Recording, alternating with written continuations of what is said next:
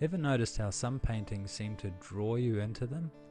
Some of them hold your attention and direct your eyes to a very strong, almost profound center of interest. So how do they do that? What makes them so compelling? Well, there's always a number of things which work together to do this, but it's surprising how often the spotlight effect can be seen doing this in all number of paintings throughout history, right back to the Renaissance when they first started thinking about lighting effects.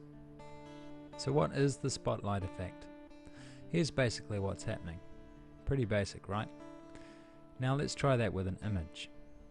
Here's a nice one from my local beach. A nice action shot, but other than that, not very riveting. So let's put a spotlight on it. Better already, isn't it? It's telling your eye what the important part of the image is, the main concept, and it literally forces the eye to center on the subject because our eyes naturally look for the light area in any situation. What could we do to make this image even more compelling? Well, let's try blurring the edges which aren't in the center of focus. That's even better, isn't it? This is just exaggerating something the eye does naturally. We can't focus on everything at once, so everything outside our small focus area becomes blurry. Is there anything else we could do to make this image better?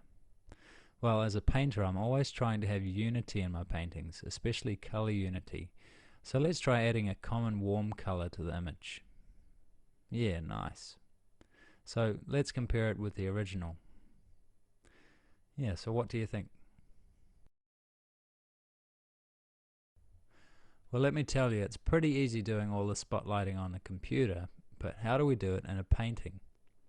Let's look at a couple to see how you can do it. Okay, here's one from Monet's Poplar series. See where the spotlit area is? It's pretty subtle here, but how he did it was a two-stage process. First of all, he painted the sky in thick paint and scumbles, the sky getting darker near the top as it naturally does, and the water getting darker in the foreground, which is also natural. But then after the painting dried and he looked at it for a while, he's decided that he wants to create more of a spotlight effect to bring attention to the area downriver.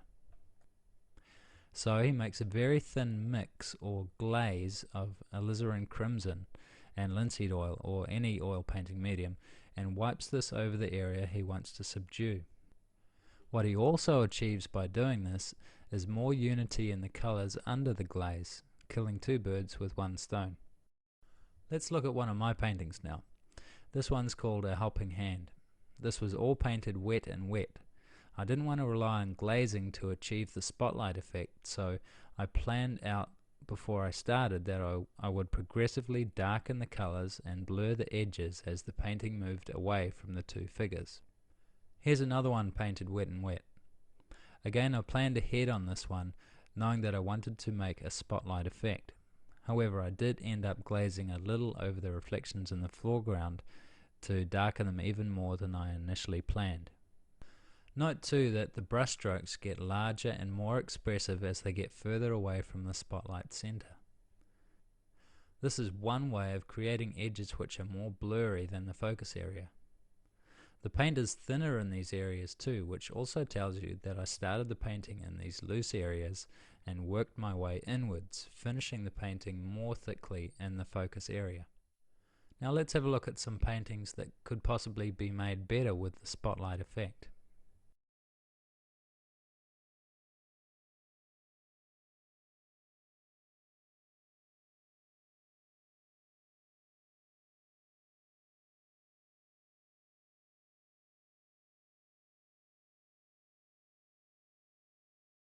And here's some paintings where the spotlight effect has already been put to good use.